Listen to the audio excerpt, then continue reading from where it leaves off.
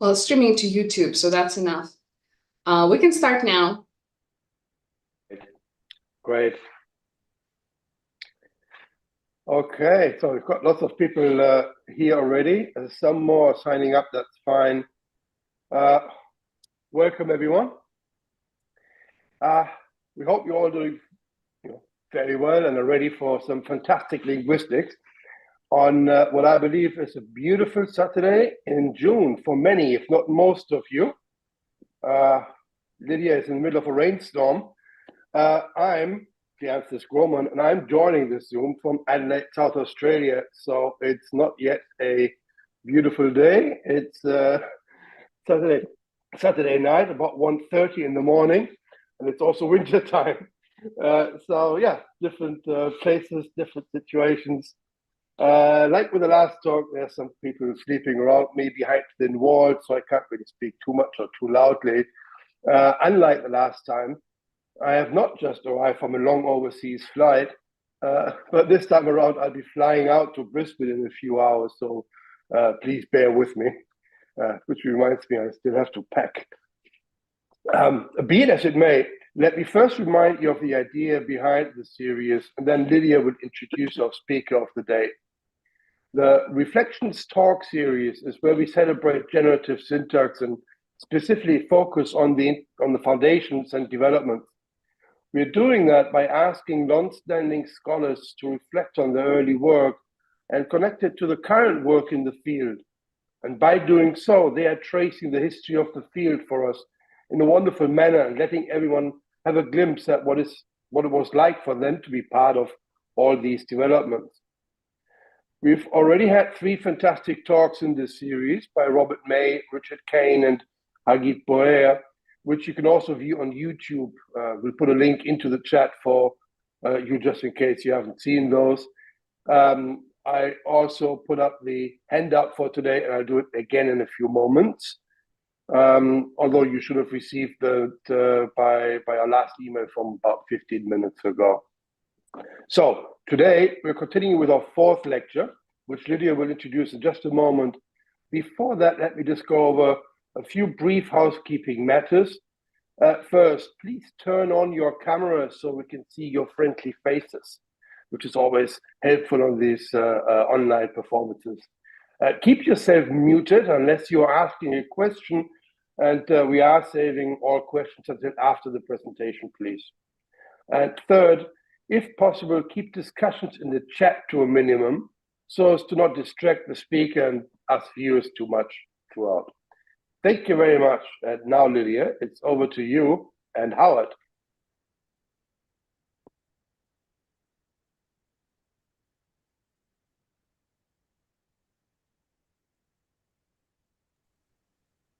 Hi, everybody. It is my great pleasure to introduce our today's speaker, Howard Lasnik, who is a distinguished university professor emeritus at the University of Maryland. He received his PhD in linguistics from MIT in 1972.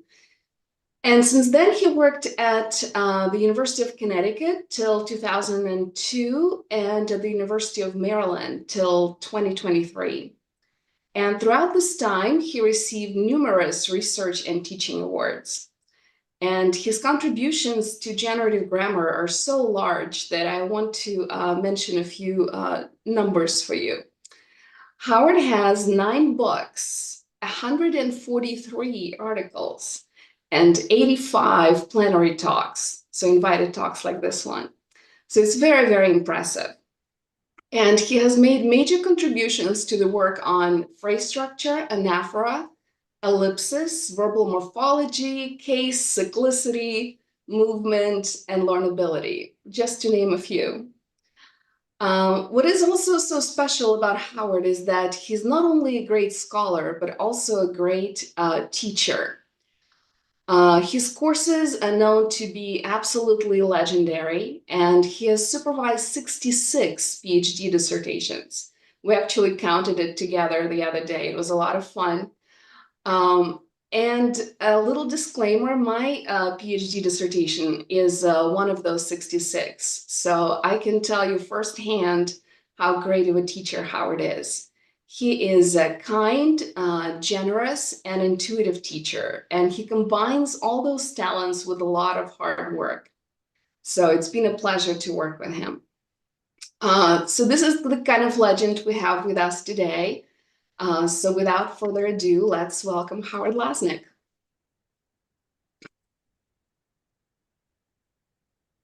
Thank you very much for that generous introduction. I want to say I'm honored to be included in the set of distinguished speakers in this wonderful series. And I'm also proud that the two organizers, Cleanthus and Lydia, are graduates of the department where I taught for 21 years until my recent retirement. Okay, I'm going to be talking about something I've been interested in since I began in the field back in 1968. That's how transformations work and why some of them are optional and some are obligatory, and how that's to be captured in linguistic theory. I'm going to share a handout. Let's see. Should be here.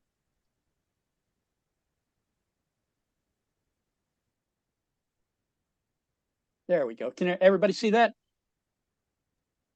No? Yes, we can. Everything's great. And the handout is also available for download in the chat if anybody needs it. Thank you very much. Okay. Oh, I should say before I begin, I'm very pleased to see a bunch of my old friends here, including several that I've known as long as I've been in the field, like Jay Kaiser and Richie Kane and Wales Brown. Okay, on optionality. So the first half of the talk is going to be a history of how optionality has been instantiated in linguistic theory, technically. And then the second half is going to be a case study of a phenomenon that seems to involve optionality, and what my evidence is that it involves optionality, and some speculations about how to capture that optionality. So begin some history. In classic transformational grammar, optionality versus obligatoriness was coded on particular transformations as an arbitrary specification. So I have here just a screen grab of a page out of syntactic structures. I should note that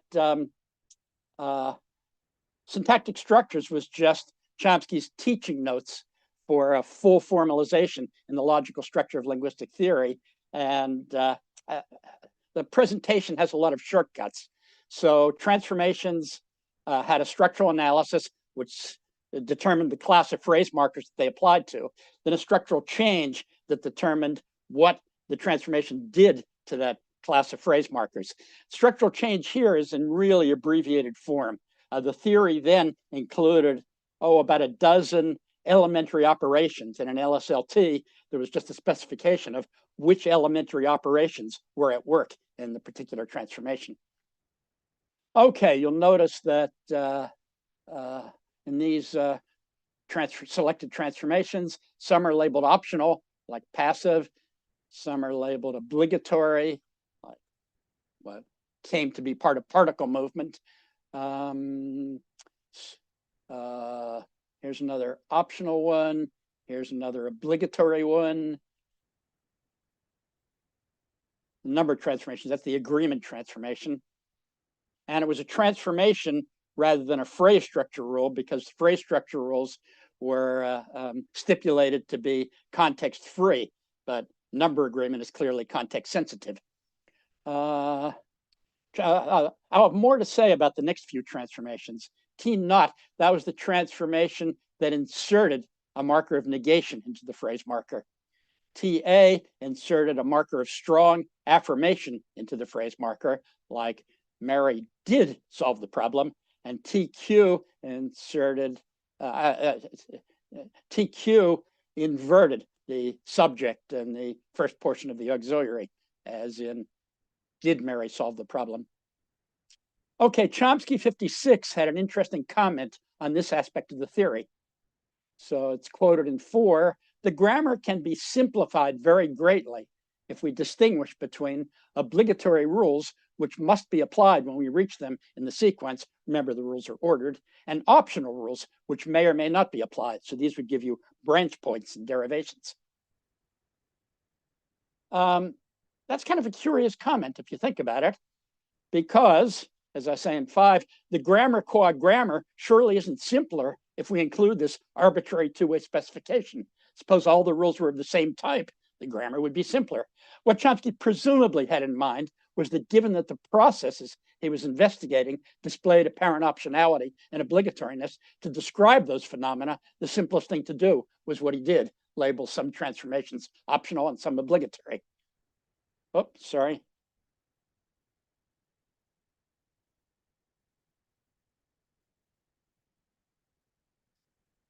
Chomsky 65, Aspects of the Theory of Syntax, reconsidered this simplicity issue. In 7, I have a quote: several important points have gradually emerged which suggest that a somewhat more restricted and conceptually simpler theory of transformations may be adequate. First, it has been shown that many of the optional singulary transformations of Chomsky 55, 57, 62 must be reformulated as obligatory transformations whose applicability to a string is determined by presence or absence of a certain marker in the string. And then I say in angle brackets, is an interesting foreshadowing of early minimalism, which tended to demand that transformations only apply if they have to. What are singular transformations? LSLT had 2 kinds of transformations.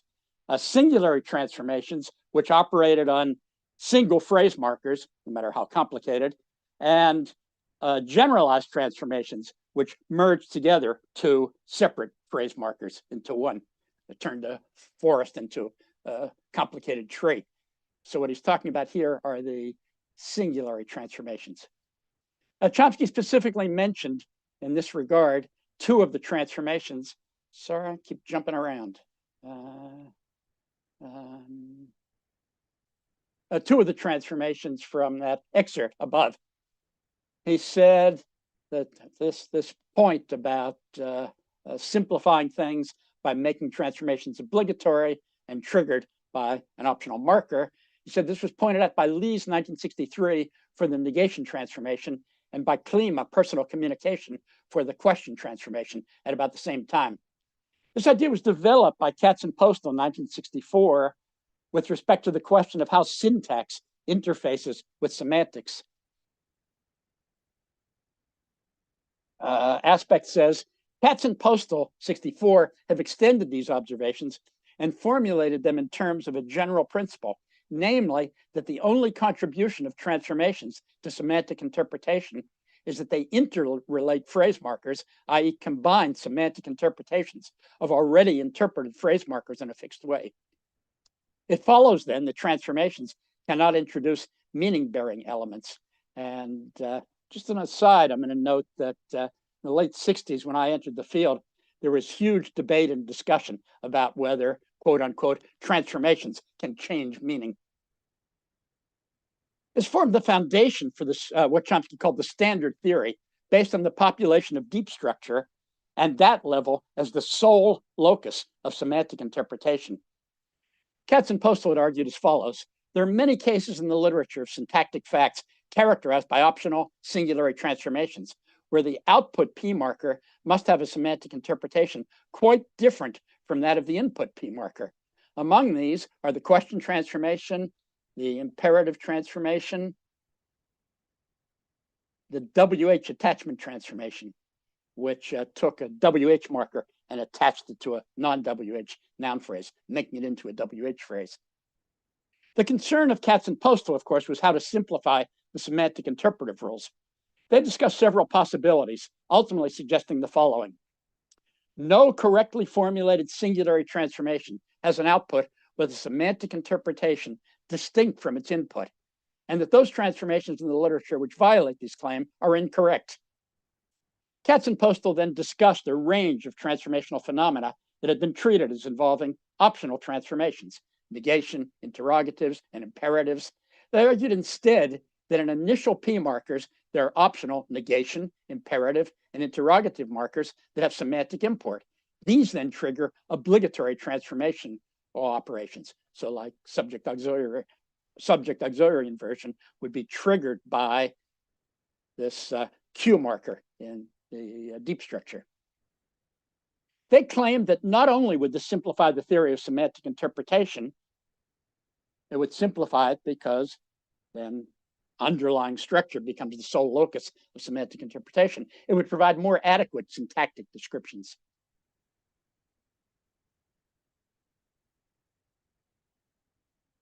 Discussion of passive by Katz and Postel is rather interesting in this regard. They begin with a pair of sentences discussed in syntactic structures which appear to conflict with their theory. Everyone in the room knows two languages. Two languages are known by everyone in the room. They first rejected Chomsky's claim that those two sentences differ in meaning, a claim incompatible, of course, with their theory of semantic interpretation. Although the facts are far from clear, they say, the active seems to be open to the same interpretation attributed to the passive. And conversely, the passive is open to the same interpretation attributed to the active. Both of them can mean either everyone in the room knows the same two languages, say Persian and Hottentot, or everyone in the room knows two languages different for different people. Thus, it seems that both actives and passives containing quantifiers are ambiguous in the same way and are full paraphrases of each other. That's not what's particularly interesting about their discussion, though. What's interesting is what they went on to claim. They said even if the active and passive did differ in meaning, that would still not undermine their theory. Why not? They say even if they're different, the argument that some transformations affect meaning does not hold. This argument must also assume that such examples are transformationally related, i.e. that passives are derived from the application of a transformation to the P marker underlying the corresponding active form.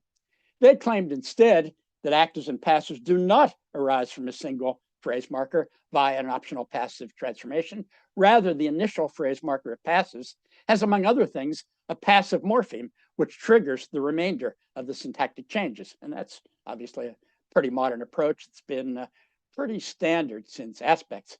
On the face of it, that argument seems quite parallel to the negative, imperative, and question arguments they gave. But there is, I think, a significant difference. For those first three situations, the meaning difference at issue can be pinned entirely on the designated morpheme. If you've got a Q morpheme, you're a question. If you've got an imperative morpheme, you're an imperative. If you've got a negative morpheme, you're a negative. But it's not nearly so obvious how the passive morpheme, if you have the passive morpheme, you're a passive, might directly yield the possible scope reversal if Chomsky was right about the facts.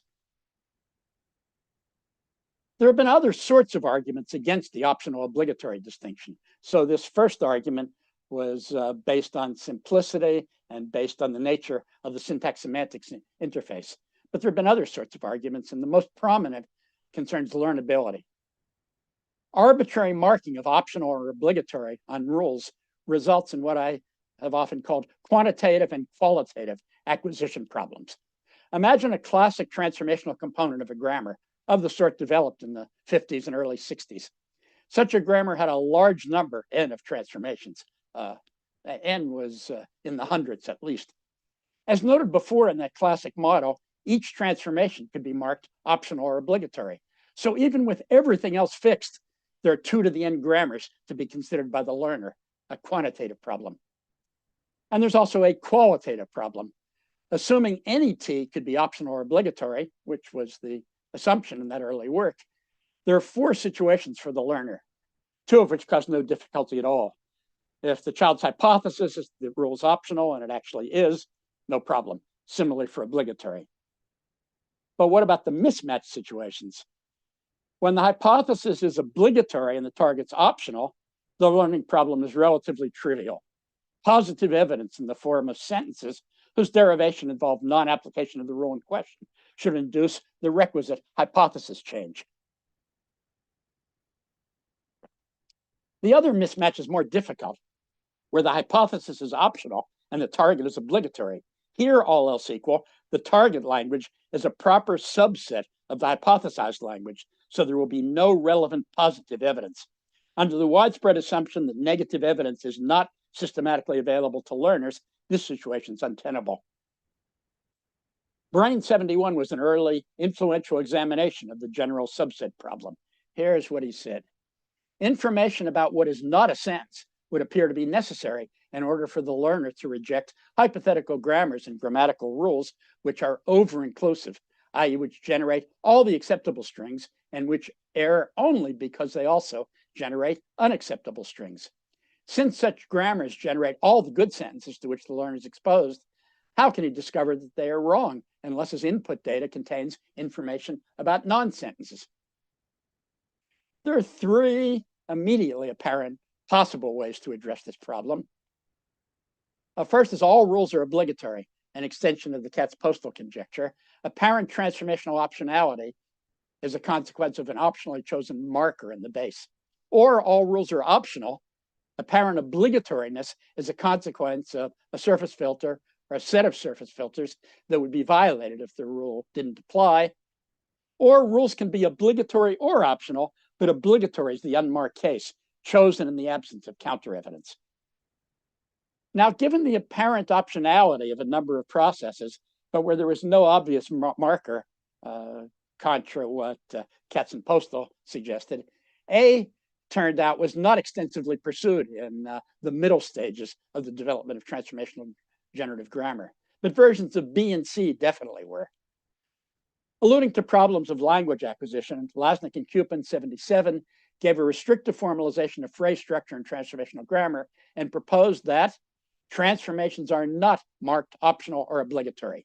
The certainty of application of a transformation is decided by general principles to be described in the definition of derivation.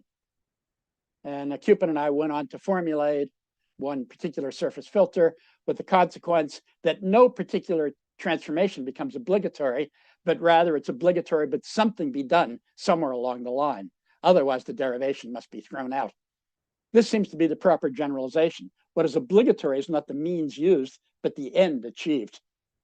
This kind of optionality plus filtering became central to GB theorizing in sort of an immediately pre-GB work. Chomsky and I developed this and related ideas further with explicit reference to language acquisition. Along with Lasnik and Cupin, Chomsky and I proposed a highly restrictive theory of transformations with all transformations optional. We noted the problem raised for the optionality obligatory distinction by the absence of negative data. Filters, which we claimed were parts of UG, then bear much of the burden of determining well-formed surface structures. Concluding, our hypothesis then is that the consequences of obligatoriness can be captured in terms of surface filters, something that surely need not be the case in principle, and further, that these properties can be expressed in a natural way at this level. Very shortly after that, Baker, 79, explored the issue raised by Brain and proposed some solutions for specific cases, but indicated that there's no general solution available. Dell, 1981, did propose a general solution in the context of a discussion about learnability of optional versus obligatory rules.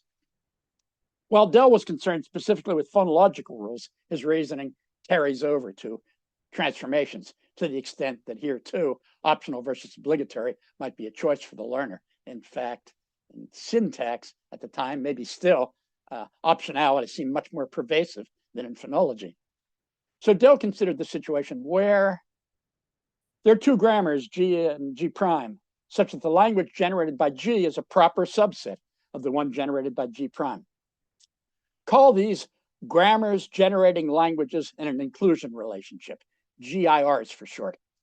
G prime will be said to be more inclusive than G. I'm considering learning situations where G is the grammar to be acquired, or given the present state of linguistic theory, the over-inclusive grammar G prime would seem to be an equally good candidate for selection by the learners due to the absence of negative information from the primary linguistic data. This is exactly the subset problem we've been talking about the last few minutes. To address the problem, Dell proposed that the language acquisition device should be constructed so as to meet the following general requirement. Whenever there are two competing grammars generating languages of which one is a proper subset of the other, the learning strategy of the child is to select the less inclusive one. Dell then says about 45, I assume 45 to be part of universal grammar. 45 involves evaluating two competing grammars by comparing not these grammars themselves, but the extension of the languages that these grammars generate. And directly relevant to our concerns, a corollary, a particular case of the GIR situation arises when one compares a grammar G containing an obligatory rule with a grammar G prime obtained by making the rule optional. G prime is more inclusive than G. As a first implementation of the general requirement, then I propose that the language acquisition device incorporate the following learning strategy. Until encountering evidence to the contrary, always assume that a rule is obligatory. Dell's GIR it anteceded the Berwick subset principle, and it's strikingly similar. I'm not sure why Dell's discussion is almost entirely ignored in subsequent discussion, and Berwick's is always relied on. Maybe it just says you need a good name. Subset principle seems like a better name than grammars and the inclusion relation. So, subset principle of Berwick. 50, presenting as a goal identifiability and the limit from positive evidence. That's a formal implementation of grammar learning. Berwick states, let us say that when a family of languages meets this condition, identifiability and the limit from positive evidence, that it obeys the subset principle, or that the family possesses the subset property. And in the special case where one target language is properly contained within another, the point of this condition is to ensure that the acquisition procedure always guesses a subset language if possible. That is the smallest language that is also compatible with the positive evidence so far encountered. Like Dell's GIR, Berwick's subset principle concerns the ordering of learners' hypotheses. There is an interesting difference. For Dell, the GIR, as we saw, is explicitly part of the language acquisition device. For Berwick, the subset principle could be part of the language acquisition device, but need not be. He says it should be stressed that the hypothesis ordering need not be done by the acquisition device itself. Rather, it might have been fixed over time by an outside oracle, e.g. natural selection. So evolution gave you this ordering, so it's not something that the learner computes. Berwick also notes that if the subset principle is in fact part of the language acquisition device, an apparent problem arises. It might appear as though it would be hard to check the application of this principle. For recall that in general, the determination of whether Li is a subset of Lj is undecidable for context-free languages and beyond. Same problem would arise for Dell's GIR. However, Berwick argues that the problem is only apparent. In practice, the calculation is much easier. For example, suppose we limit the data that's used for acquisition to degree 2.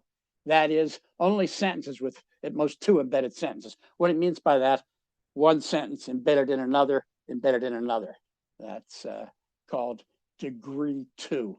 And this is the constraint invoked by Wechsler and Kullikover in their learnability model.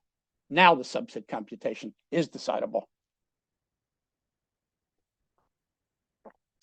So that's some of the history of discussions of optional versus obligatory and the learnability of the distinction. I want to go on now to a case study, and this is, you'll see, an intentional pun. So the concern is going to be what came to be called exceptional case marking constructions, as in 56, I believe her to have convinced Bill. As is well known in deep respects, the underlined NP behaves like the subject of the lower predicate, while in surface respects, including anaphora and morphological case, it behaves like the object of the matrix verb. The morphological case of the subject of the infinitive in English is an objective case most typically associated with a direct object. And for English, there's good evidence that the matrix verb, for example, believe in 56, is indeed responsible for that objective case.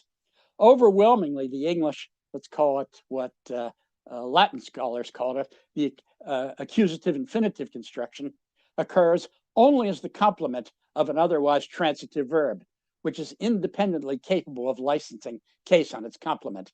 When an English transitive verb is made passive, it loses that capability. So I believe him, but not it is believed him. But you can get he is believed. Let's look at it. It is believed that she convinced Bill, where the case on she has nothing to do with the higher verb. The English accusative infinitive construction patterns with 60, where the passive verb fails to license a case, rather than with 61, where the case is determined internal to the embedded sentence. And this is shown by 63. It is believed her to have convinced Bill, or she to have convinced Bill for that matter, but you wouldn't expect nominative at all.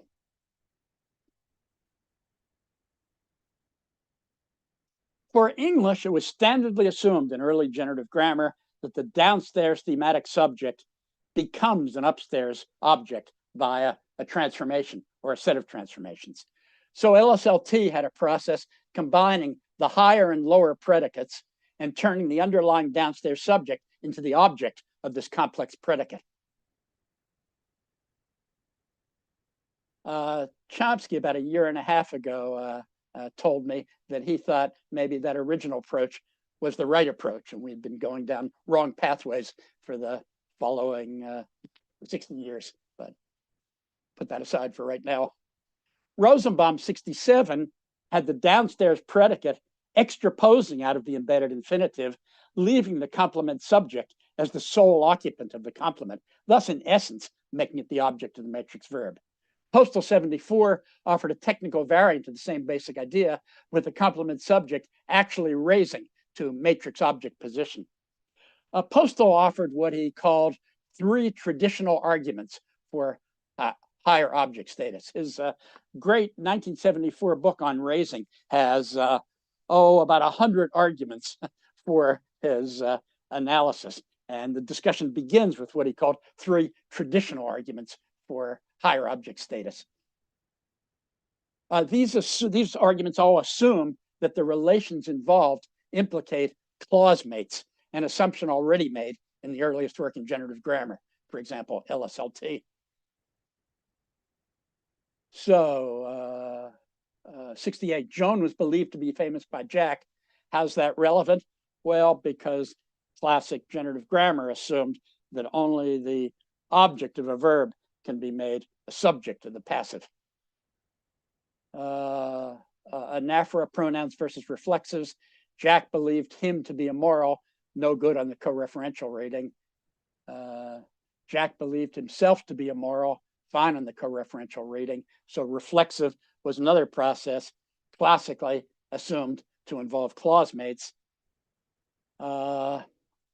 In classic work, him and himself had the same underlying form, and in certain circumstances involving in particular clause mates, you would get a reflexive, and in other circumstances you get a pronoun. Postal, by the early 70s, was arguing for a somewhat different approach, that there's something that he called the inclusion constraint, which rules out co-reference between Jack and him. That's an obvious immediate antecedent of condition B of LGB. I say antecedent, even though Postal 74 chronologically sounds like it's later than Chomsky 73, but manuscripts of both the book and the paper were going back and forth between Chomsky and Postal for several years. Okay, so this new alternative, Chomsky 73. The relation in 68-70, the relations don't demand clause mates. This was a sharp departure from pretty much everything that had gone before in transformational generative grammar. Rather, they just require that the 2 related elements not be separated by a finite clause boundary. Classically, can't be separated by any clause boundary. Then Chomsky 73 can't be separated by a finite clause boundary. Chomsky called that the 10th sentence condition. There's another condition that I'm going to put aside because it's not going to directly be implicated in our discussion, but Chomsky called it the specified subject condition, and that was that you can't relate 2 things across basically a clause boundary if there's a subject intervening between them. Lydia told me she really likes my anecdotes and she hopes I'll provide 1 or 2. So here's an anecdote. I was present at the birth of the specified subject condition. In 1971, Joan Bresnan and I were doing a lot of work together on what came to be called later ECM constructions. And Joan, for I don't know what reason, was kind of reluctant to talk to Noam, but I was happy to talk to Noam, and I talked with him almost every week. So one week at our meeting, I was talking about ECM constructions and the proposal that Joan and I had come up with, that there is actually raising to object, but only for belief type verbs, not for want type verbs. Point of view that I actually still think is correct. And Chomsky said, no, we don't need anything that complicated. And I said, why not? And he said, just find an NP and make it the subject of the matrix clause. And I said, that can't work. And he said, why not? And I said, then you'll generate something like, John is believed, married to like. And Chomsky said, no, you won't. And I said, could you tell me why not? And he said, because of the specified subject condition. And I said, the specified what? That was the birth of the specified subject condition.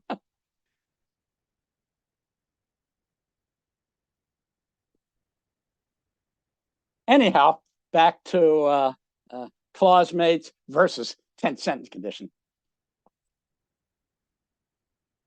So as I said, I called the the classic arguments boundary strength arguments. You can have a clause boundary between the two parts of the relation, but it can't be a strong boundary. Weak boundary is okay, and an infinitival clause is a weak boundary. But there are other phenomena, Postal 74, Lasnik and Saito 91, that indicate that the accusative subject is at least as high in the structure as elements of the matrix clause. That is, that the accusative subject can C-command things that are in the matrix clause, and boundary strength doesn't seem to be able to deal with that. So some examples of the sort that Saito and I discussed. The district attorney proved the defendants to be guilty during each other's trials, which seems surprisingly okay. And for at least a lot of speakers, better than the DA proved that the defendants were guilty during each other's trials. The bracketing in 73 isn't intended to beg the question. It's just to ensure that the interpretation of the temporal phrase is in the higher clause. So it's when the proof took place, not when the guilt took place. Another related phenomenon is negative polarity item licensing. As in 76, the DA proved none of the defendants to be guilty during any of the trials. Another phenomenon is what the Sapphire and Stoll called binominal each, which also seemed to demand this kind of near clause mate relationship. So I don't run out of time. I'll skip that, but the data is all there and you can reconstruct the argument based on it, I think. In a later development, Chomsky 91 proposed actually raising, but not to object position. Rather, he proposed above the verb phrase, there's an agreement projection. In fact, a couple of agreement projections that mnemonically he labeled agar O, object agreement, and agar S, subject agreement. And he proposed that ECM subjects raised to the spec of agar O and objects also raised there. Chomsky claimed that this all happens in the LF component. That is a component that doesn't affect phonetic output because of concerns about the word order. Overt raising would incorrectly for English place the object or ECM subject to the left of the verb, and that isn't where it lives. But Lasnik and Saito argued that at least some of the phenomena they explored implicate overt raising. For instance, covert operations never seem to affect anaphoric binding possibilities. Yet, as we have seen, the ECM subject can bind an item unequivocally in the matrix clause. Given the word order concerns, Lasnik and Saito left this as a mystery.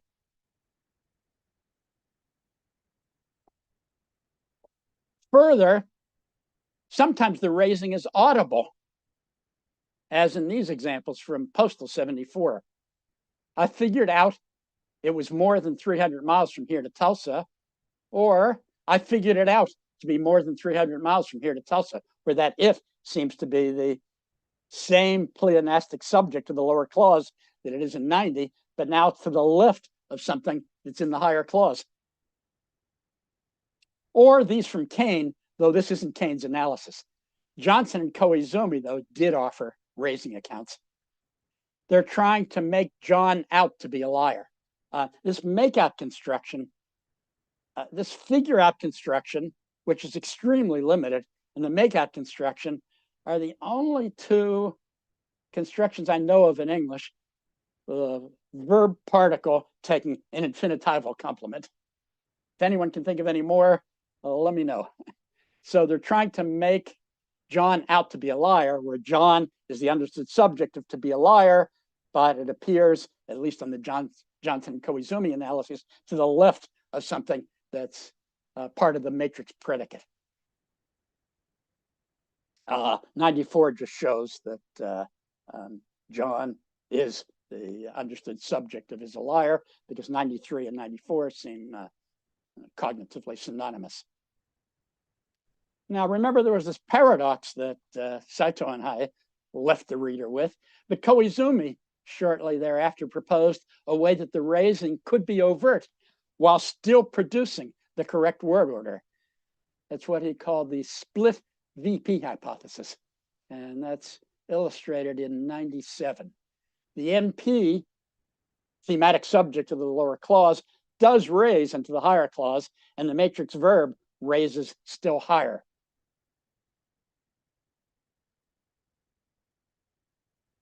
Koizumi called this the split VP hypothesis because his idea was that the subject of a clause and the object of a clause both start in VP, but they're two different VPs for them. The higher VP is the initial home of the subject, and the lower VP is the initial home of the object.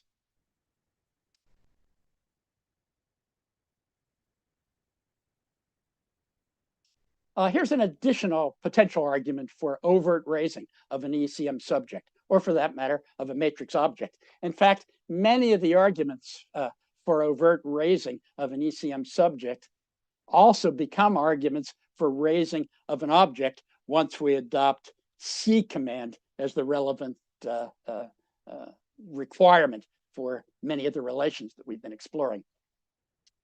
Okay, pseudo-gapping as VP ellipsis, as proposed by Jayasila in 1990, with a remnant having raised the spec of agarose. That was my contribution to the discussion. So what's pseudo-gapping? Mary hired John and Susan will Bill.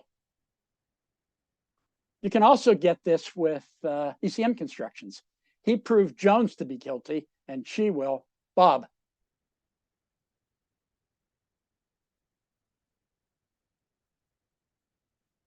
And here's a picture of how, assuming that ellipsis is a PF deletion phenomenon, here's a picture of how that could work. The sort of light gray portion is what's been elided by lower VP ellipsis, proved to be guilty. Bob has raised, leaving it to be pronounced.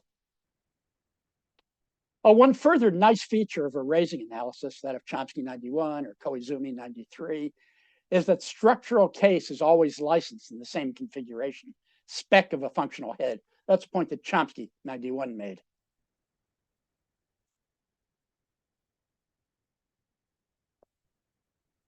But there is evidence that the raising into the higher clause does not invariably take place, at least for some speakers. That is, while for most speakers I have questioned, the raising is apparently obligatory, for others it's optional. And I'm using this percent sign to indicate that there's a percentage of speakers that get the sentence and a percentage of speakers that don't get the sentence. So for example, Kane and Johnson both report they're trying, so first look at 105. They're trying to make John out to be a liar, an example we already looked at briefly. And as far as I know, everybody gets that. But 104, they're trying to make out John to be a liar. Kane and Johnson report that as okay. Sounds pretty good to me, but a lot of speakers don't like it. So what does that have to do with today's theme?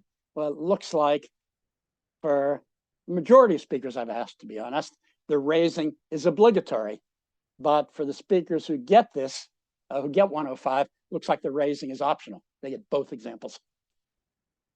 A curious surface constraint noted by Lasnik 72 and further discussed by Postal 74 and used by him to argue for raising and for its obligatoriness leads to the same conclusion.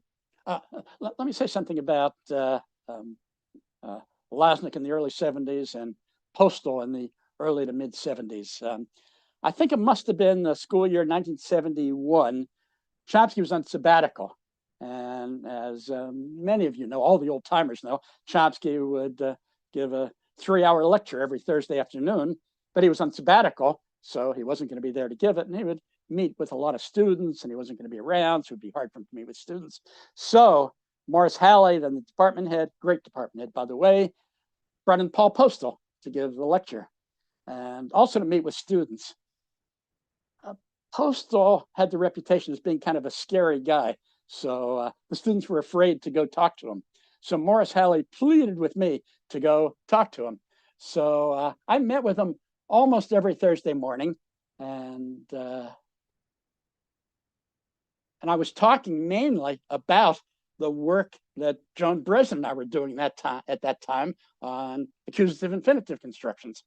He didn't tell me that he was in the process of writing a book on the topic. And apparently, when our meetings were through each time, he would quickly write down everything I said. And you'll find scattered throughout his 1974 book footnotes that say, Lasnik has suggested such and such, but that can't possibly be right because of such and such. Anyhow, one of the things I must have discussed with him was something I observed in my thesis. Until pretty recently, I had forgotten I had observed this, and I kept attributing it to Postal, but turns out I think I had observed it a little bit earlier. Here's the way Postal describes it. Not initial NPs, like not many gorillas, occur only in clause initial, usually derived subject position. So Postal example, not many gorillas have learned to tap dance sounds fine, but Joe kissed not many models sounds pretty degraded. Doesn't have to be a basic subject, can be a passive subject. 110, not many Albanians have been interviewed by Severide, all from Postal 74. Now, what about 111? Another Postal example. Harry proved not many of those formulas to be theorems. Compare, Harry proved that not many of those formulas were theorems. Postal used the claim badness of 111 to argue for obligatory raising. That is, if the ECM subject has become an object and you only get not initial NPs in surface subject position, then we have an argument for not just raising, but obligatory raising. However, for some speakers, and this is the percent sign again, the example is reasonably acceptable, suggesting that the raising need not have taken place. The contrast emerges even more clearly, I think, in the make-out infinitival construction, again, on the assumption, which isn't a necessary assumption, not Keynes' assumption that raising is involved in the construction. So 115, they made out not many articles to have been published. Needless to say, this one isn't good for those who don't get make out NP to word order in the first place. But speakers who get they made out John to be a liar, in my experience, also find 115 not too bad. Versus 116, they made not many articles out to have been published, which as far as I know is bad for everybody. So when the word order tells you the raising has taken place, this constraint is in force. But when the word order doesn't tell you it's taken place, the constraint is still in force for some speakers, but not for all speakers.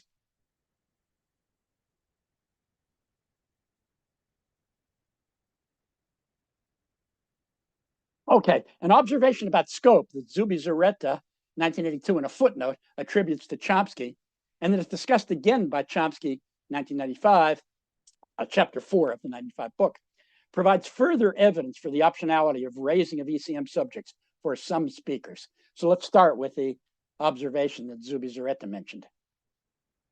118a, it seems that everyone isn't there yet, easily has a meaning with called inverted scope. It seems that not everyone is there yet, can be the interpretation of that thing. However, everyone seems not to be there yet has no interpretation where the everyone is understood inside the scope of lower clausal negation. Chomsky argues as follows. Negation can have wide scope over the quantifier in 118a, but not in 118b, concluding that reconstruction in the A chain does not take place, so it appears. Thus, a universal quantifier in subject position can be understood in the scope of clausal negation, but not if that quantifier has undergone raising. It's occasionally been suggested to me, for example, by Norbert Hornstein, that what's going on in 118a is somehow determined by the fact that contraction took place. But I just don't believe that, because it's a pretty common phenomenon cross-linguistically, even when there's no contraction. So, for example, in Renaissance English, all that glitters is not gold. Chomsky wasn't, Shakespeare wasn't trying to say, if it glitters, it isn't gold. All that glisters is not gold. So there's a real phenomenon here, and I don't understand it. Again, occasionally people say, well, that's just scope reconstruction. But it happens with universal quantifiers and not with other quantifiers. So everyone isn't there yet, has the scope reversal, but many people aren't there yet, doesn't have the scope reversal. So it's something special about the interaction between universals and negation. I think Larry Horn had some discussion about it, but my memory is failing me at this point. One last anecdote. Larry, when he was writing his thesis, he was a visiting student at MIT, and that was exactly the year I was writing my thesis. So we interacted a lot because we were both writing about negation. And at one point, we decided, since we were looking at such similar things, each one of us should make the other's thesis a footnote of his thesis. But then we realized the world would run out of paper, so we couldn't do that.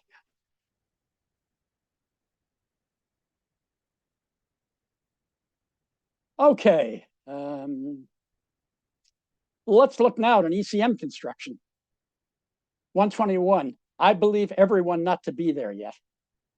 This is based on an example in Chomsky 95, but I've altered it to avoid some irrelevant complications. For some speakers, Chomsky among them, this can have everyone with scope below not, just as in the situation of I believe that everyone isn't there yet. But many speakers don't allow this interpretation. So again, if you do raising, according to the generalization that Chomsky put forward, you'll never get the scope reversal. That means for some speakers, the raising is obligatory, but for others, it's optional. What happens when the word order indicates whether or not raising has taken place? So again, I'm going to rely on this makeout construction that Ritchie discovered. The mathematician made every even number out not to be the sum of two primes. There, the every even number is to the left of out, so it's raised into the higher clause. This only has the crazy reading that the mathematician was pretending or somehow deduced. For me, makeout is ambiguous. I made out that Mary is a fool can mean I pretended that Mary's a fool, or I deduced that Mary is a fool. And the infinitival version, I think, has the same ambiguity. So this only has the crazy reading that the mathematician was pretending or has somehow deduced that no even number is the sum of two primes. What's crazy about that? As far as anyone knows, every even number is, in fact, the sum of two primes. The mathematician made out, and now let's look at 125. The mathematician made out every even number not to be the sum of two primes. For speakers who get this word order in the first place, in addition to the crazy reading, this also has the sane reading that the mathematician was pretending or has deduced that Goldbach's conjecture is false. Goldbach was a mathematician who put forward this conjecture that every even number is the sum of two primes. It's one of the longest outstanding problems of number theory, whether that's true or not. As far as I know, every mathematician thinks it's true, but no one's been able to come up with a proof. So compare that with a mathematician made out that every even number isn't the sum of two primes. Thus, we have more evidence that at least for some speakers, the raising in ECM constructions is optional, while for others it's obligatory. Since time is fleeing, I'm going to skip the next argument, though if people ask me about it later, I can return to it.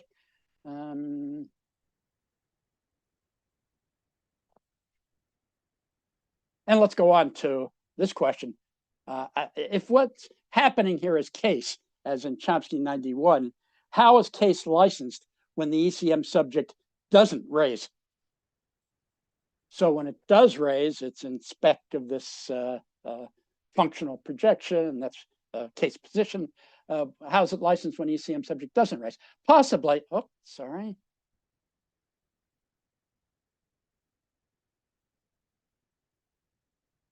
Possibly, as in Chomsky 81, LGB, by government across the infinitival clause boundary, or a more modern version of the idea, long distance agree.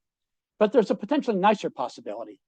Davis 84, very fine dissertation that I was fortunate to supervise, rejected the classic LGB analysis, which was based on S bar reducing to S bar deletion, and the idea that S, unlike S bar, is not a maximal projection, so does not block government of the embedded subject by the matrix verb. This allows the latter to case mark the former. Thus, following S bar deletion, a process triggered by a particular class of verbs believed governs and case marks him in, we believe him to be intelligent. But Davis noted, once clauses are fully incorporated in text bar theory, as already hinted in several places in LGB, just not in this discussion, this becomes untenable. S is actually a maximal projection, perhaps of info, so the needed government would not be available, and its failure to block government just a stipulation. As an alternative, Davis proposed that the case feature of believe is assigned to its complement IP and percolates down to the head of its complement, non-finite info, thus providing the latter with accusative case marking ability. Info then licenses accusative case on its spec. Two notes on this. Minimalist feature inheritance is remarkably reminiscent of Davis's approach. Second note, in the accusative infinitive construction of Latin and likely classical Greek, non-finite info was evidently directly responsible for the accusative case on its specifier. Under Davis's proposal, these languages are actually quite similar to English, the only difference being that in English, non-finite info needs to inherit the case assigning feature, while in Latin and classical Greek, infinitival info has that feature intrinsically. What's the evidence for the difference? In Latin, and I strongly suspect in classical Greek, if you have the infinitival complement, you can have the infinitival complement of an adjective or a passive, and the subject is indeed accusative. Let's see, again, since we're running out of time, I'm going to skip an interesting alternative version of David's proposal, but we can come back to it if people are interested later.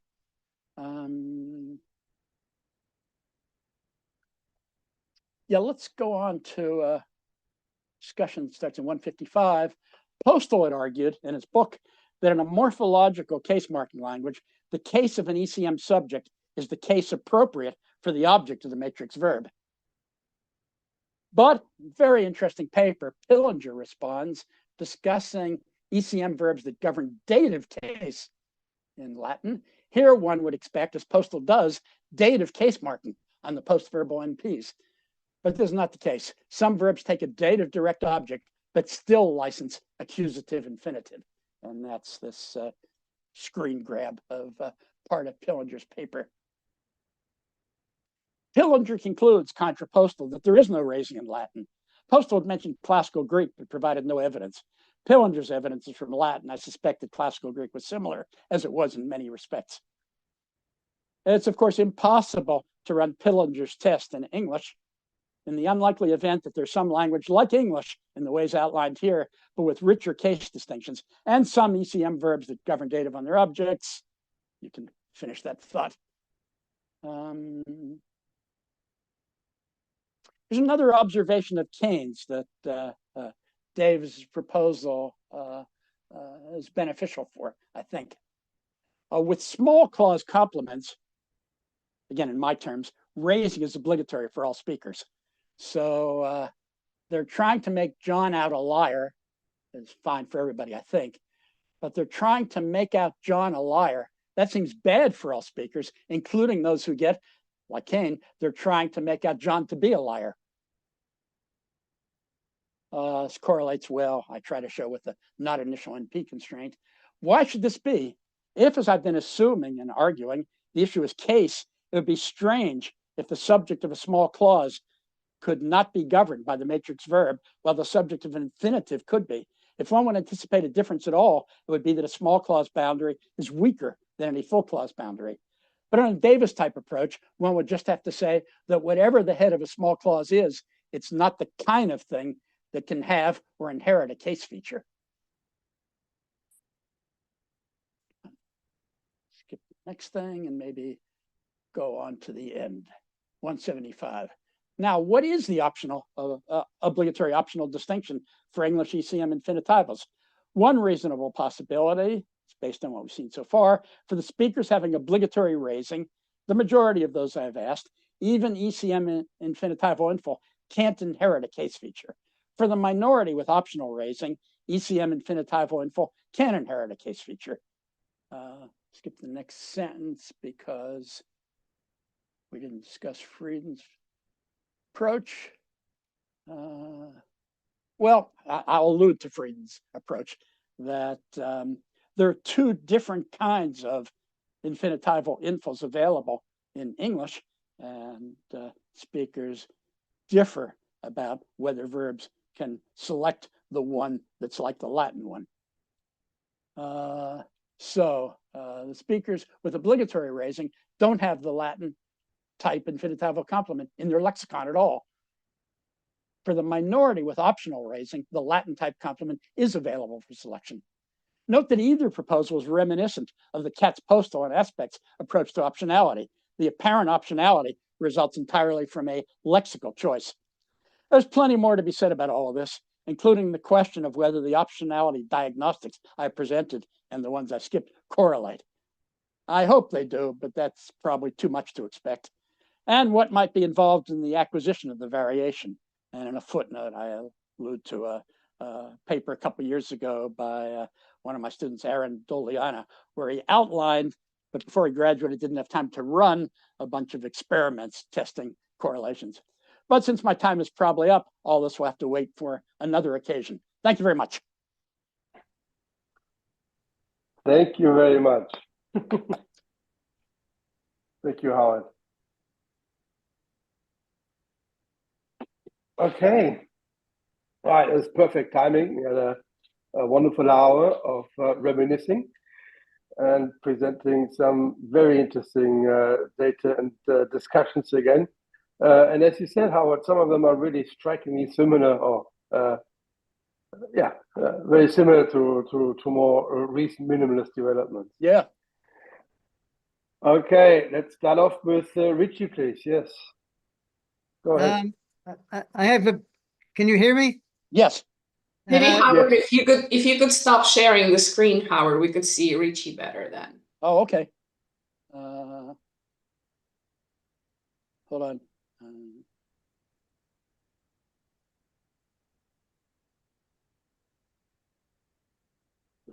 That makes discussion of items a bit more difficult, but yeah, fair enough. True. Two very short remarks and then one more general question. When you were talking about figure out, I realized that in my English, at least, the apparent raising doesn't work with expletive there. So I don't like, I just figured there out to be a problem with my proposal. Yeah. And that's a challenge. I know. That's part of what I had in mind when I alluded to how limited the construction is. I think it only works with expletive if. No idea why. Yeah. Another tiny remark is that Davis's discussion of French didn't and couldn't possibly have taken into account Pollock's later article that shows that it's really quite a bit more complex Yeah. than that. Mhm. The more general question has to do with your discussion of learnability, where and when you talked about things become decidable if you stick to just two levels of embedding. That sounds like an interesting mathematical result, but you gave me the impression that in addition, you were taking it to be a characterization of what the child learner actually does. That is, the child actually compares whole grammars. On whole languages. Yeah, but surely you which didn't is mean even that. worse. I was just quoting Berwick. Oh, I see. Okay, it's all his fault. Yep. Okay. I mean, comparing whole grammars is hard enough. Comparing whole languages is a virtual impossibility, I think. Yeah. Okay. Which is one problem that was raised by me and others early on about taking the subset principle as a learning algorithm, the way Dell did. Yeah. Right. Thanks, Richie. Thank you.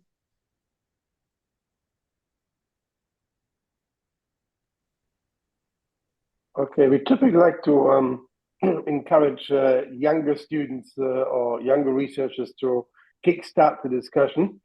So if any of you is at the beginning stages of their careers, please raise your hand. Feel free to gain some insight from Howard. And if you're too shy, then just, yes, Megan, please. Hi, can you hear me? Yes, I can. Excellent. So this isn't a very deep question, I don't think, but I was thinking about optionality from a different perspective in the sense of things along the lines of modifiers, where the point is not that you could reconstruct your sentence in different ways, but rather that the sentence is still grammatical with or with some addition, something else. And I was just sort of curious whether any of the things you're thinking about when it comes to optionality also apply to this type of optionality. Yeah, it's a potentially a very interesting question. That is, what are the limits on modifiers, or something that there's been some research on, but I can't claim much familiarity with it, about the order of modifiers in different languages. You're right, there's certainly some optionality there, but in at least simple cases, the optionality is just what you want to talk about, whether you just want to talk about books in general or whether you want to talk about interesting books. And that kind of optionality always exists. That is, well, there's a theory, they're pretty good, though far from complete theories, about how you can go about formulating sentences. I don't think there are any good theories about how you go about deciding what you're going to talk about.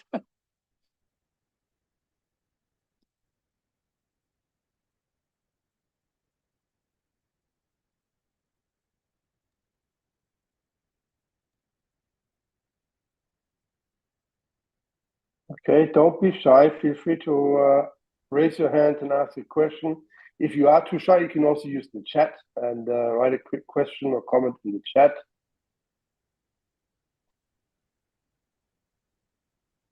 Yes, Norbert. I have a data question. Thanks for your great talk, Howard. So did people ever look at sub-extraction phenomena? So because you're talking about the in situ analysis of the subject, and so, places where they extract, I noticed in your handout, there are no examples, but I mean, have they ever been considered in judgment? Yes. In fact, interesting chronology of that. Chomsky in Conditions on Transformations, a large part of Conditions on Transformations is based on disagreement with Postal, and a large part of Postal 74 is disagreement with Conditions on Transformations.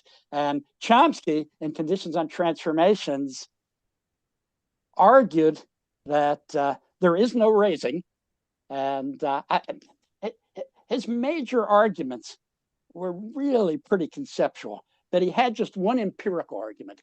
And the empirical argument was you can't extract out of an ECM subject. And he said, well, there's a constraint that you can't extract out of subjects. In fact, he formulated that constraint in that paper. He called it the subject condition.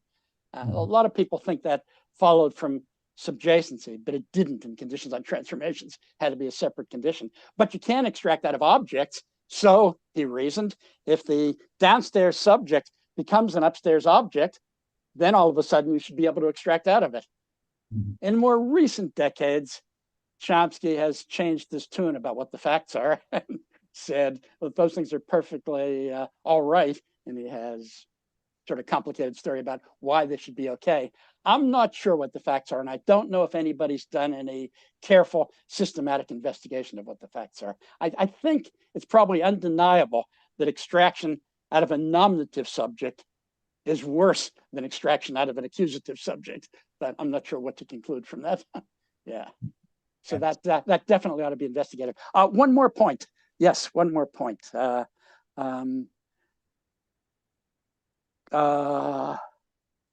Who was it?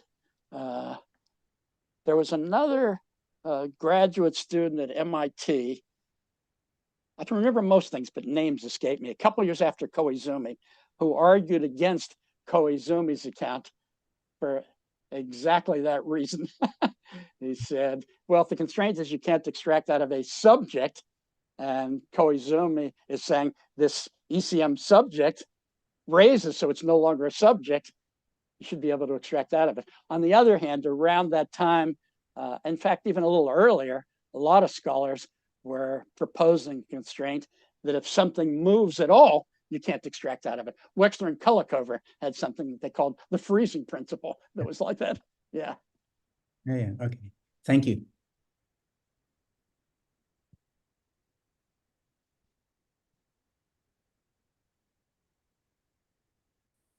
I ask one first? Sure. No, Ask. go. Did you Yeah, raise? go ahead. Go ahead, Dana. Yeah. Yeah. Hi. I was wondering how in Davis's account, if my understanding is correct, there's optional transmission of features from the upstairs functional head to the downstairs functional head. And that explains why sometimes the whatever object raises or not, right? But how is that optionality different from the optionality of raising? Because it just seems we traded the optionality of one operation for the optionality of a different operation. So ideally, there should be a difference in essence between these two operations. Otherwise, we haven't achieved much. Yeah, I think that's an excellent question too. Well, what I was trying to imply near the very end of my talk is it's all coded in the lexicon, but that doesn't necessarily solve the problem, does it? That's your point. That is, if you have to learn whether your language has both kinds of info or just one kind of info, is that problem any more tenable than initial problem of saying a transformation itself is optional or obligatory? And yes, I in fact, that's what I was sort of burying at the very end of my talk when I said sort of this leaves open the question of, learnability of the distinction at all. Yes, because I think we have to look at that when there are two lexical items that are very, very similar, but one has a particular crucial property and the other doesn't. What's going on? And maybe we could rely, as in one of the earlier approaches, on markedness. The one that allows fewer sentences would be the first guess, and you would only go to the second guess if all of a sudden you're finding some sentences that you couldn't generate. And that would be just as true for learning similar lexical items as for learning similar transformations, which is your point. And I agree with that. Okay, thank you.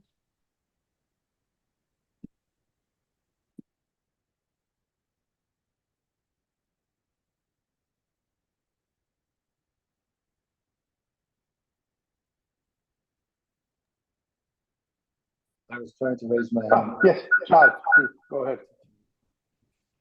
Can you hear me okay? Yes. Yes. Hi, Howard. Hi. So I remember talking about optionality a little bit to Sam Epstein at some point, and and him saying things like, well, what's going to decide what you had for breakfast, or and whenever I look at Adele's paper about the subset principle, because I've tried to apply some of those ideas to phonology, I always just kind of give up because he's talking about optional rules, and it always seems to me that the worst possible thing is to say that there's real optionality in the phonology, because then you don't look for conditioning, and if it's not, maybe it's register difference, maybe it's speech rate or something like that, but real optionality in the grammar, I've always just said, I'm just going to make believe it doesn't exist, despite the fact that it seems to. So so I wonder if Dell or the phonologists are going to really be married to true optionality, if that's going to have an effect on you comparing Berwick's subset principle to Dell's approach. And the way I've tried to talk about the subset principle in phonology, because this issue came up about how do you figure out what's the subset relations, is just in terms of specificity, right? So in phonology, the more features you use to specify something, the smaller the class you're describing. And so like I've kind of thought of restating the subset principle as the specificity principle. So a learner sees a process and they characterize it in as specific terms as possible. And so would that have any use for talking about it in syntax? I hope so. It's not, I have to confess that I had forgotten about your ideas, which are very interesting and very relevant. But yeah, I would hope so. It's not obvious how to instantiate it in syntax, but maybe. I mean, there's another thing that people looking at apparent optionality in syntax often discuss that has been pretty widely suggested that there's no real optionality. Rather, when you do a particular process, it brings something else into focus or makes something else a topic, or, movement to subject position makes, something more of a topic or something. It's in a lot of languages that those ideas work pretty well.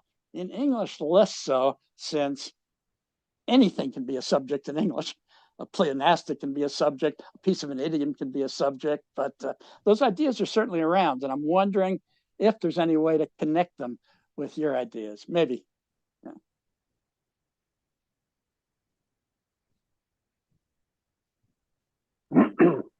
Yes, Wales, please. Hi, Howard. Well, it's great to see you. Yeah.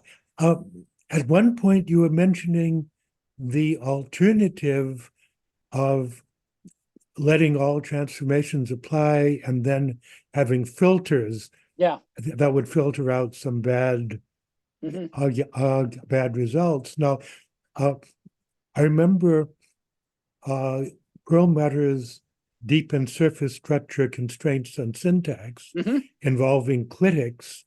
Ordering of clitics is an old favorite topic of mine. Yeah.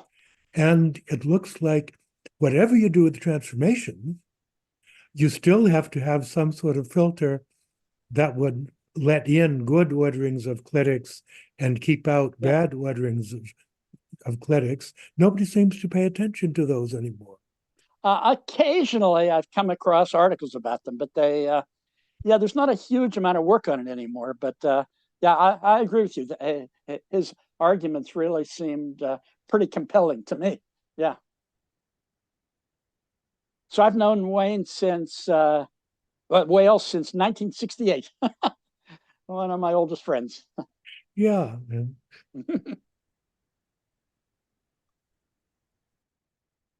Yes, Richie, please, and then Stephen. There's some very interesting work by Charnavel on the ordering of clitics and on possible clitic combinations. There's also Stegovich's work. There's a lot of work over the years that, to my eye, indicates that Perlmutter type filters are not where it's at. at all. I would defer to Richie on that because he knows a million times more about clitics than I do.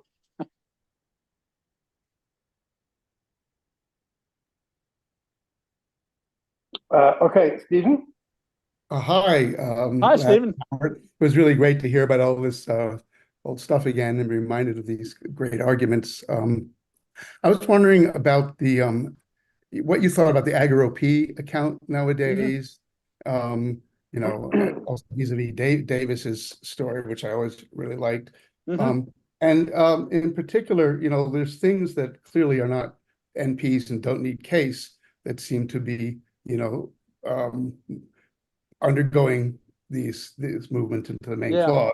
And it's really ellipsis. It's really clear. I mean, Mary read the book quickly and John will, slowly or whatever, something like that. So I just wondered what your take was on this issue. Yeah, for that particular kind of example, it might be that the adverb is already high enough to be outside the ellipsis side. But I think you're right. There are things that aren't obviously related to case. They're going to raise to these functional specifier positions. I know in a couple places I toyed with the idea that while case licensing is sort of a beneficial side effect of the movement is really being driven by some sort of EPP feature. And maybe Chomsky's version of the EPP, where it's only nominal expressions that can satisfy it, was too limited. Yeah.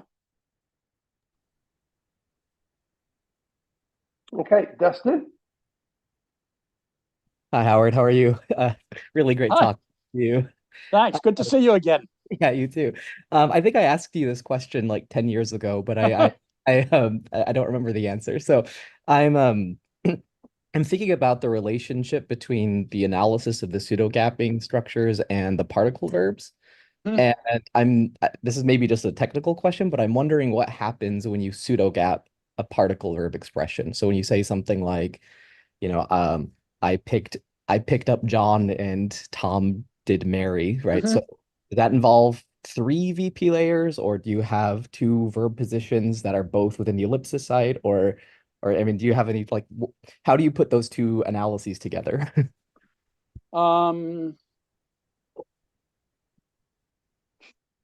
Let's see, could it not work the same way as for a simple direct object?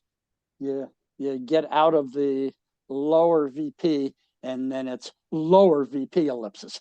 Good. I see. So I see. Well, so for the analysis of things like I made John out to be whatever, right? Oh, so those. Okay. Right. So for those, you have one verb.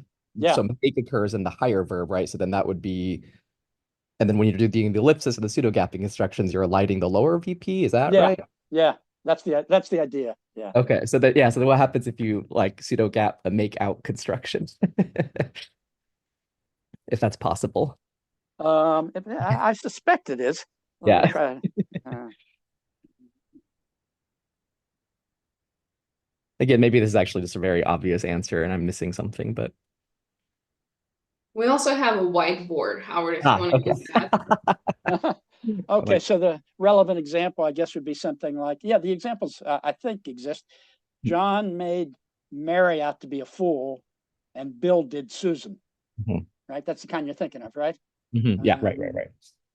Bill did Susan.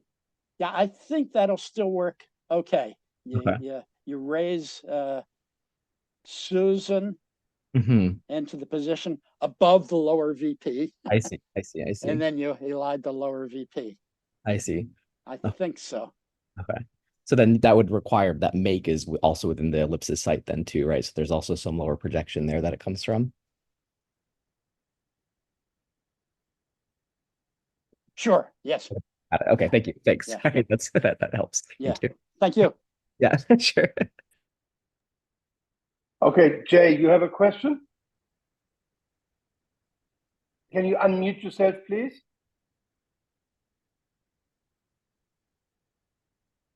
Maybe I can unmute you. No, you're still muted. How's that? Yes. Perfect. Hello, Howard. Can Howard hear me? Yeah, a little quiet, but I can hear you. Well, let's see. Let's see if I can raise the volume. That's best I can do. How's that, Howard? Yeah, okay. First of all, it's a pleasure to hear Lasnik talk. You put things together like a Swiss watchmaker. Thank you. Howard, I want to make a sort of a general comment and just get some wisdom from you about this. You might recall that when Morris and I worked on English stress in Middle English, we essentially postulated that there were two stress rules at one point. There was an Anglo.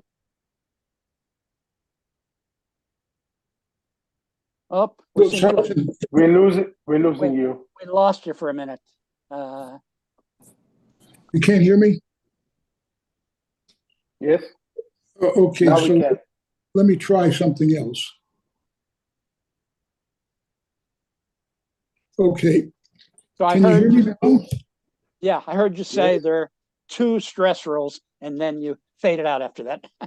Okay, so there were these two stress rules. One was Anglo-Saxon and one was the Latinate stress rule. Right. And we argued that there was a point at which you essentially had to mark a word in the lexicon. Are you an Anglo-Saxon word or are you a non-Anglo-Saxon word? Now, this was very costly.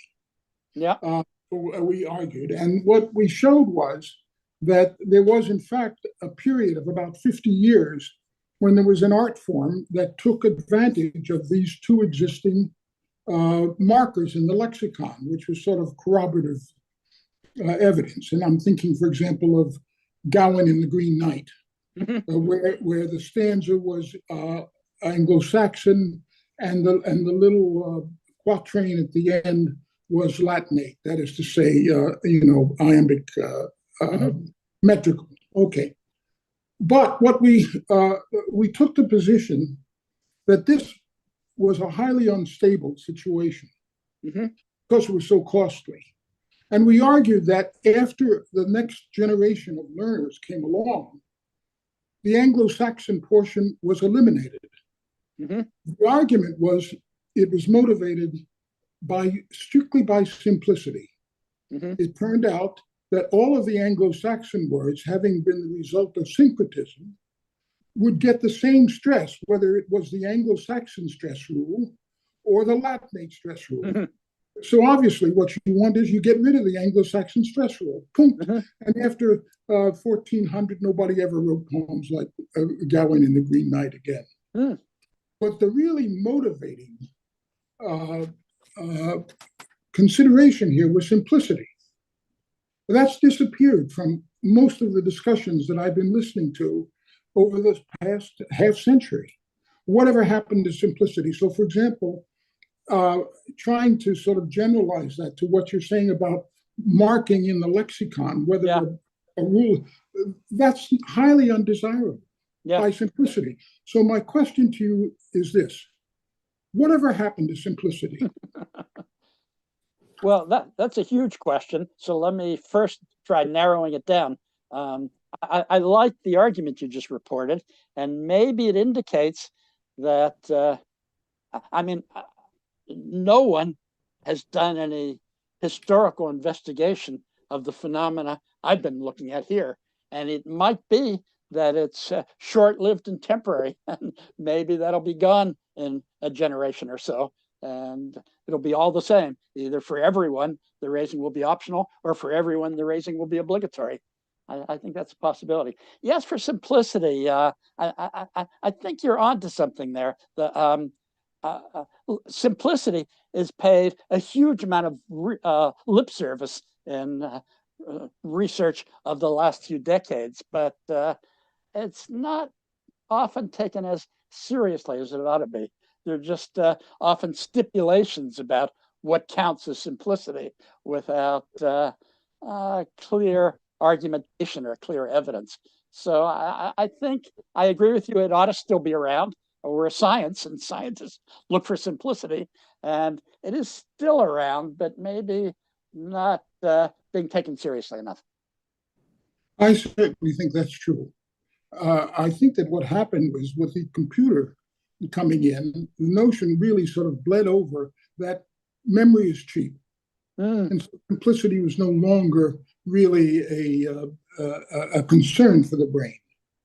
Interesting point. Yeah. So I guess that really bottom line is this.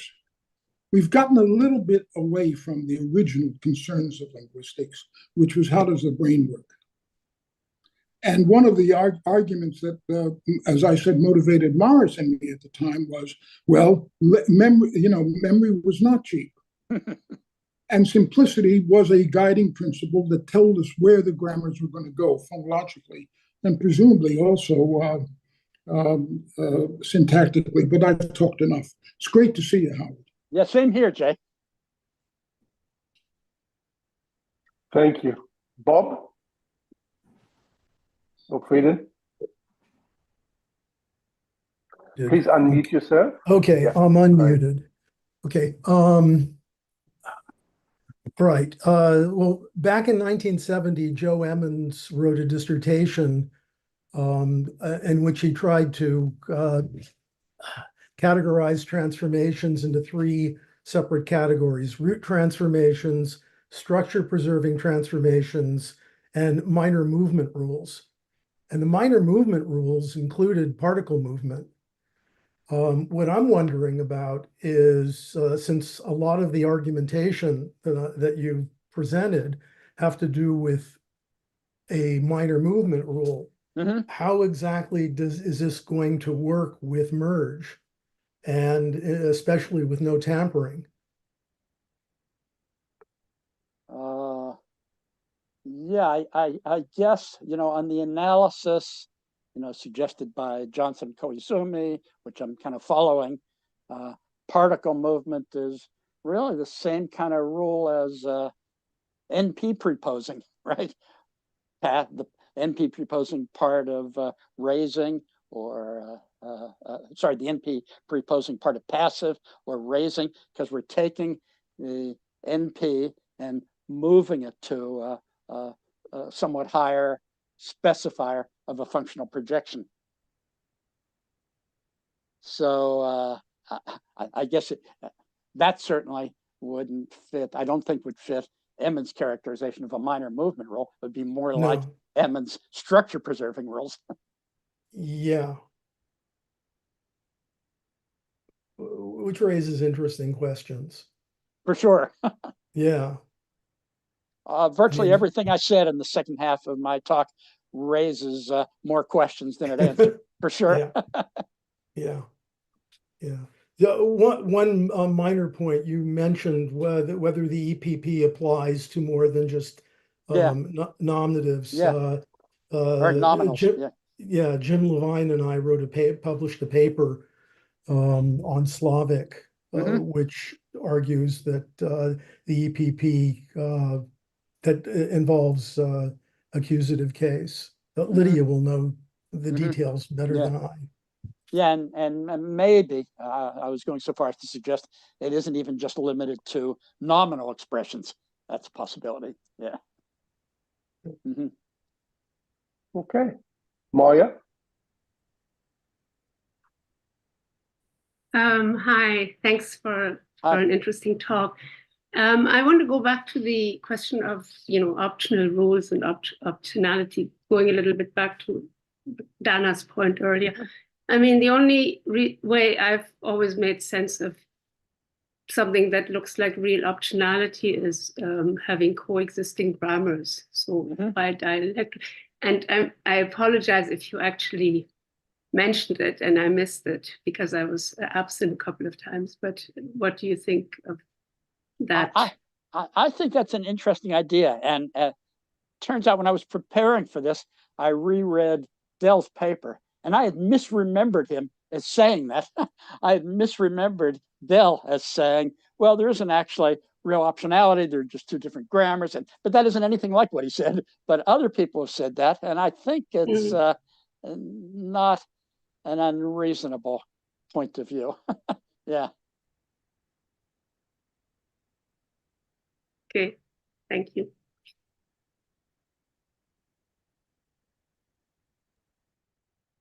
Lydia. Yeah, I wanted to ask you, Howard, about recent proposals that object shift that you're talking about is needed for labeling. Mm-hmm.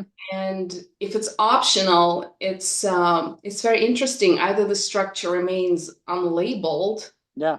which is not necessarily maybe a problem, it's just something we haven't considered. Yeah.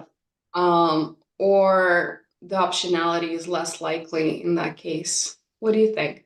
No, I think it's a good question. And then there are various aspects of it to pursue. One is if it's all about labeling, then what other procedures might be available for labeling in the case where you don't do raising? Or further related question is, what is it that has to be labeled? Suppose what has to be labeled is this agar, what Chomsky originally called agar-O projection. And suppose, I think I suggested this in a place or two, that what's going on when you don't do the raising, that projection simply doesn't exist at all. And if it doesn't exist at all, there'll be no raising problem. There'll be no labeling problem if you don't raise. There won't even be a position to raise to. So those are a couple of ways to pursue this important question. Yeah. I guess it's fashionable now to say every syntactic problem is a labeling problem, and I think I'm too old to get into thinking about things that new way.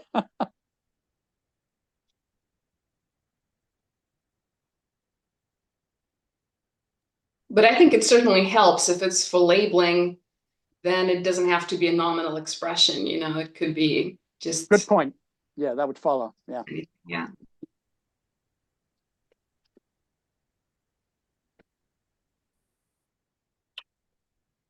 Okay, any more questions, comments, feedback?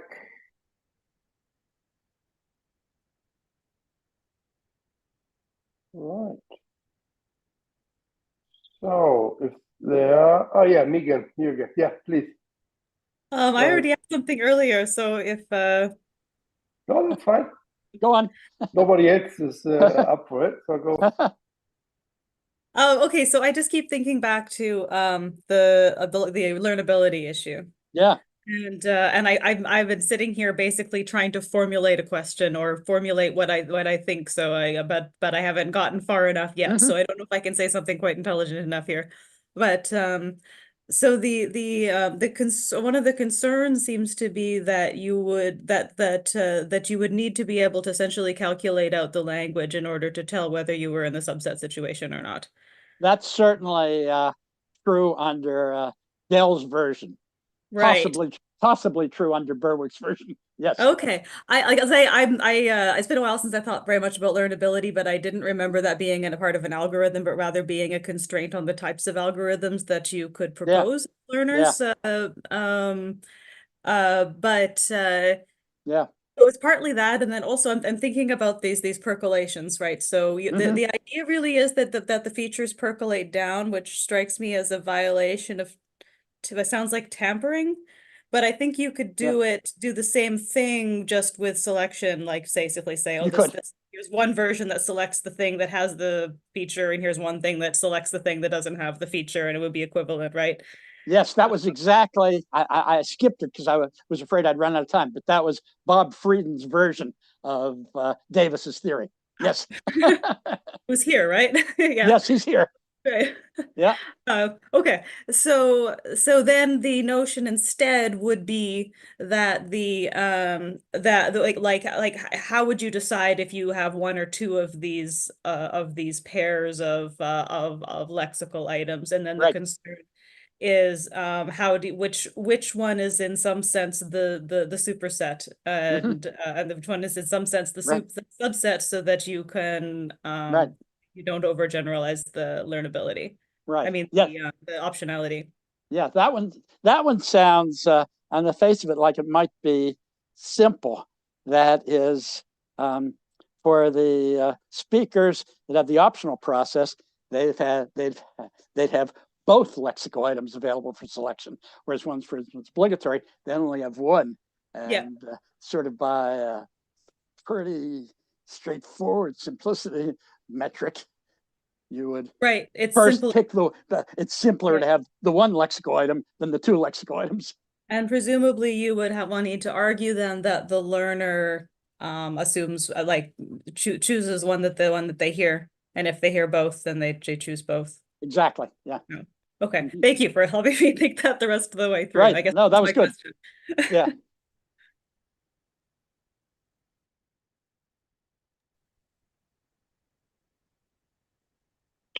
Yes, Norbert, please. Yeah, just a question out of curiosity. So did people ever consider that sort of movement to the matrix sentence is always obligatory, but the contrast, e.g. between 104 and 105, relates to spell out, that some people allow sort of the realization of the copy, whereas for other people, you must always have spell out of the highest copy. So I was playing with this idea, right? Yeah. Whether optionality could be sort of a spell out issue rather than sort of a displacement issue. And I'm mentioning this because I was thinking about other cases of optionality. For example, in Dutch, you have, and in German, the was für split, right? And which is, I think, really a true case of optionality. And maybe Leontes can sort of German. But, and also, let's say, Henk van Riemsdijk's work on extraction of R pronouns from PPs is also true optionality. And interestingly, in those cases, you can always have piping, right? With the was für split, you can move sort of the entire thing, and also with the prepositional phrases. So then it crossed my mind, I mean, to what extent could this sort of optionality phenomenon be related more to externalization, right? Sort of, with the raising to sort of, the matrix sentence of the object. I mean, could it be sort of a spell out issue that some people sort of permit, right, the realization, let's say, of the lower copy? And we know, of course, that such phenomena do exist, right? I mean, low copy spell out. So I would like to hear your thoughts on this. No, I like that idea very much. I'm embarrassed that I didn't think of it myself. Okay, well, and obviously for some phenomena in this ballpark, that's been explored. So for classic raising the subject position, that's been explored a lot. I don't recall having come across it for the specific phenomena I was looking at here, but there's absolutely no reason that shouldn't be investigated, and it might turn out to be a good answer. It still leaves open these learnability questions that some in the audience have raised, but yeah, I think that's well worth investigating. Absolutely, thank you. Okay, thank you. Well, Steve may want to put a damper on that idea. Oh, I just stuck it in the chat. But I don't have the handout in front of me, but the examples with the correlation with the raising and the scope or the not examples. Where you'd have to interpret. So if you're pronouncing it low, you can't interpret it high. So that would be a problem with lower copy pronunciation. No, that's a good point. So it can't be just a simple matter of where PF chooses to pronounce something. There's got to be some kind of connection between the PF side and the LF side in those instances. That's correct. Yeah.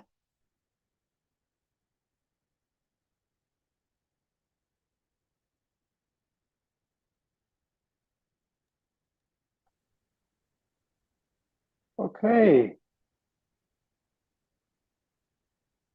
If there aren't any more questions, then we can go ahead, call it a day. Thank Howard very much once more for joining us here. And thank you all very much for coming. And stay tuned. We've got more information coming up on the upcoming talk by Bob Frieden in September. Yes, and we have a title for Bob's talk, which is conceptual shifts in the science of grammar, from syntactic structures to the strong minimalist thesis. And it's on September 28th, 12 p.m. Eastern Daylight Savings Time. Bob Frieden. So we are in for another treat here. So we hope to see you there. I just Thank you wanted to very say, much. Have a great. Yes. I wanted to say again, great to see so many of my old friends, including some that I haven't had the chance to mention yet, because I guess they didn't ask questions. That was Alexander, great to see, and Craig, great to see all of you. Great. Thank you all, and have a great summer or winter or wherever you are. So see you guys in September. Bye-bye.